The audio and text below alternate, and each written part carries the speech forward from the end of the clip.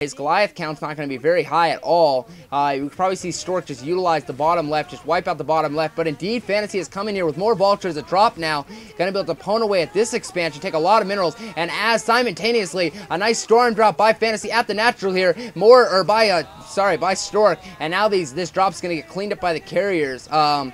Wow, 8 carriers to clean up a tank and a dropship here for Stork. Stork's probably going to be able to go. I think the bottom left is a point of emphasis for Stork. It's something very easy to lay out, just so far away from Stork's army. You can see the upgrades happening at the Cybernetics core, and with all these carriers out in play, the bottom left is going to be very, very hard to hold, and you can see that's exactly where Stork is heading, but he has let Fantasy do quite a bit of harassment in the last little bit, and now he's trying to expand again, but more Vultures going to roam right up in here. There is a DT, which will help. Fantasy realizing it, laying mines, scanning and killing. Nicely done there, but he's going to be able to harass that. I'm not sure how many cans are in the top right, but he is indeed going to lose it. He's doing a nice job to climb himself back in the game economically, but he doesn't really have any sort of Goliaths out on the field, nothing to really cope with these carriers, and expect him to lose this game in a couple minutes. Once Stork, he has laid out all the expansion. You can just see him. He's probably going to pick off the CC and head out. Now a group of Goliaths coming out.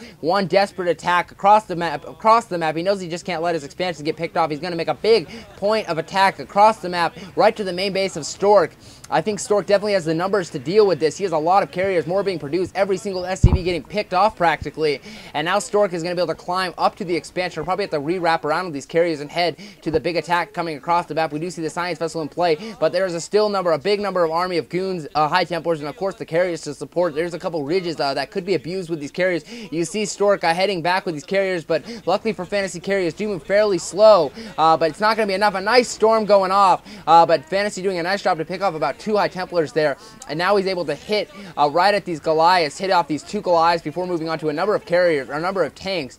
Fantasy has made his siege in kind of a position he didn't want to be in, but he doesn't really have a choice. He has to engage the carriers kind of where they face him, and now he's nowhere too near his base. Stork doing a nice job to micro around the river here, and just being able to pick off tanks off and on. Moving in with more goons here, able to kill a Vulture, able to, utilize the now this is where I was saying it would backfire if Fantasy moved out. Fantasy has moved out, and now Stork's going to take it, pwn it right down his throat. The game's going to end in a couple minutes here. There's just no way Fantasy's going to be able to hold on. Just his Goliath numbers, I really do not think he even scanned those carriers coming. He must have not, because he was so slow to produce those Goliaths, but it could have been he didn't have the minerals either. But he does have a number of tanks coming here, desperately trying to siege, but the tanks, even the goons will be able to finish him up, and he still has a huge group of carriers that will probably make their way up to the main base to get the GG. So Stork has played this very well indeed, and he's actually going to get the win for Samsung Khan. So Samsung Khan will start off 1-0 in the Winners League. Carriers wrapping up will be able to probably attack the expansion, the 12 o'clock expansion, stop all mining there, and once he stops mining, he's not going to produce Goliaths, and the story goes on and the game ends. More pros being transferred. You can see Stork, he is off of 6 bases versus a 3-base Terran and a huge group of carriers and no anti-air. Expect GG momentarily as the carriers move in, just wiping out everything.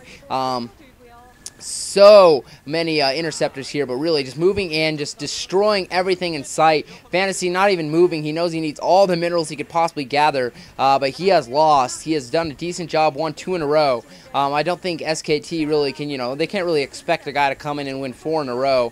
It should have been, players like Bisu and Best and Kanata should have stepped up better. They all lost, and if you're 3 out of 4 studs lose, you're probably not going to win the game, and that was the case today. You can see Stork just fighting these Goliaths straight in, just straight over, just right, hovering in the carriers, right over the Goliaths. The numbers just can't match the number of carriers. Now going back and building interceptors, 2 more in the base waiting, has a group about 10 carriers right now.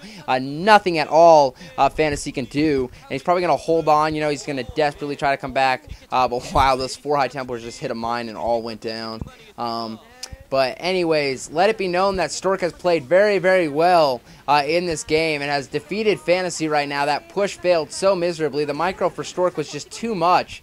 You know, just way too good a micro from Stork, and that push failed.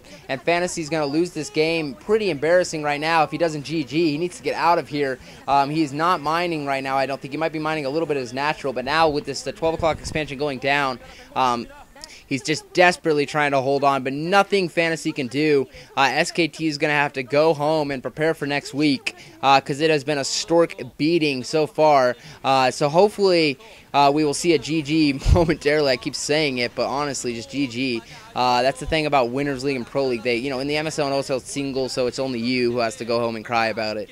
So they'll GG a little faster. But when it's a team thing, they don't want to give up on their team. You know, when guys you spend like 12 hours a day with, 7 days, or you know, you spend 24 hours a day with 7 days a week. Obviously, you want to win for them.